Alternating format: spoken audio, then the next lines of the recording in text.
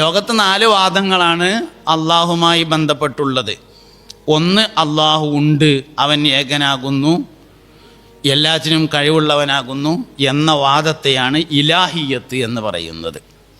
രണ്ടാമത്തെ വാദം ഇനാദിയത്ത് എന്ന് പറഞ്ഞതാണ്. ഇതിന് നേരെ ഓപ്പോസിറ്റാണ്. ഇനാദിയത്ത് എന്ന് പറഞ്ഞാൽ നിരീശ്വരവാദം, അള്ളാഹു ഇല്ല എന്ന വാദമാണ് ഇനാദിയത്ത്.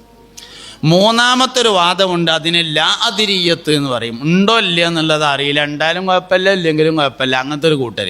അതാണ് ലാ അദിരിയത്ത് എന്ന് പറഞ്ഞത്. നാലാമത്തെ ഒരു വാദമുണ്ട്, അതിന് ഇന്ദിയത്ത് എന്ന് പറയും. ഇന്ദിയത്ത് എന്ന് പറഞ്ഞാൽ അവനാന് പോയിച്ച മാതിരിയൊക്കെ അവനാൻ പറയാം, അവനാന് തോന്നിയ മാതിരിയൊക്കെ പറയാം. അതിനാണ് ഇന്ദിയത്ത് എന്ന് പറഞ്ഞത്. അതിൽ വളരെ കടന്ന വാദങ്ങളൊക്കെ ഉണ്ട്. ഒരാൾക്ക് എന്താണോ മനസ്സിലായത് അത് തന്നെയാകുന്നു അവൻ്റെ ദൈവം എന്നൊക്കെ പറയും. അതിലൊക്കെ പറയുന്ന പേരാണ് ഇന്ദിയത്ത് എന്ന് പറഞ്ഞത്. ഇങ്ങനെ 4 വാദങ്ങളാണ് ഈ വിഷയവുമായി ബന്ധപ്പെട്ടിട്ടുള്ളത്. ഇതിൽ സംസാരം എല്ലാവരേറ്റും നടക്കും, അതേസമയത്ത് സംവാദം ഇനാദിയത്തുമായിട്ടാണ് നടക്കുക. ഇലാഹിയത്തിൻ്റെ നേരെ ഓപ്പോസിറ്റുള്ള ഇനാദിയത്ത് എന്ന് പറയുന്ന കൂട്ടരായിട്ടാണ് നടക്കുക. അപ്പോൾ ഒരേ വിഷയത്തിൽ തന്നെ 2 വാദങ്ങൾ ഉണ്ടാകുമ്പോഴാണ് അതിൽ സംവാദം സാധ്യമാകുന്നത്. അപ്പം നമ്മളെ വാദം ഇപ്പോൾ ഈ വിഷയം ഏത് വിഷയം എടുത്താലും, നിരീശ്വരവാദം എടുത്താലും, യുക്തിവാദം എടുത്താലും, ലിബറലിസം എടുത്താലും, എങ്ങനെ എന്തെടുത്താലും ആദ്യം 3 കാര്യങ്ങളാണ് ഏത് വിഷയത്തിലും പഠിക്കേണ്ടത്. 3 കാര്യങ്ങളാണ്. എന്താണ് ആ സംഭവം? അതാണ് ഒരു കാര്യം. അപ്പോൾ ഖദാ ഖദറിലെ വിശ്വാസമാണെങ്കിൽ 3 കാര്യങ്ങളാണ്. എന്താണ് ഖദാ ഖദറിലെ വിശ്വാസം? 2, എന്തിനാണ് അങ്ങനെ വിശ്വസിക്കുന്നത്? അതാണ് രണ്ടാമത്തേത്. മൂന്നാമത്തേത്, ഇതിനെതിരെയുള്ള വിമർശനങ്ങൾക്ക് മറുപടി എന്താണ്? നമ്മൾ മൂന്നാമത്തതാണ് ആദ്യം പഠിക്കുക. തന്നെയാണ് നമ്മളെ കുഴപ്പം.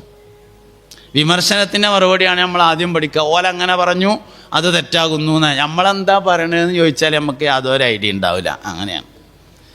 സ്ത്രീകളും പള്ളിയും എന്ന വിഷയത്തിൽ നമ്മളെന്താ പറയണത്? പരപുരുഷന്മാർ പങ്കെടുക്കുന്ന ജുമാ ജമാഅത്തുകൾക്ക് വേണ്ടി സ്ത്രീകൾ വീട്ടിൽ നിന്ന് പുറപ്പെടാൻ പാടില്ലാത്തതാകുന്നു.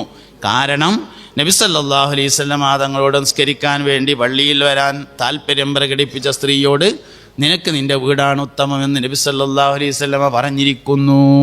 ഇതാണ് നമ്മൾ പറയണത്. എല്ലാ വിഷയത്തിലും ആദ്യം നമ്മളെന്താ പറഞ്ഞതെന്ന് നമുക്കറിയണം, എന്നിട്ടല്ല പിന്നെ രണ്ടാമത്തതാണ് മറ്റോരെന്താ പറഞ്ഞതെന്ന്. 1, നമ്മളെന്താ പറയണത്, 2, എന്തിനാണ് അങ്ങനെ പറയുന്നത്, 3ാമത്തെ കാര്യമാണ് ഇതിനെ വിമർശിക്കുന്നവർ എന്ത് പറയുന്നു, അതിൻ്റെ മറുപടി എന്താകുന്നു. അപ്പോൾ എല്ലാ കാര്യത്തിലും 1ാമത്തെ കാര്യം ആദ്യം പഠിക്കണം. ഇലാഹിയത്ത് എന്നാൽ എന്താണ്, എന്നിട്ട് ബാക്കിയുള്ളത്. അതുപോലെ ഓരോന്നും പഠിക്കുമ്പോൾ നിരീശ്വരവാദം പഠിക്കുമ്പോൾ നിരീശ്വരവാദം എന്നാൽ എന്താകുന്നു, യുക്തിവാദം പഠിക്കുമ്പോൾ യുക്തിവാദം എന്നാൽ എന്താണ്,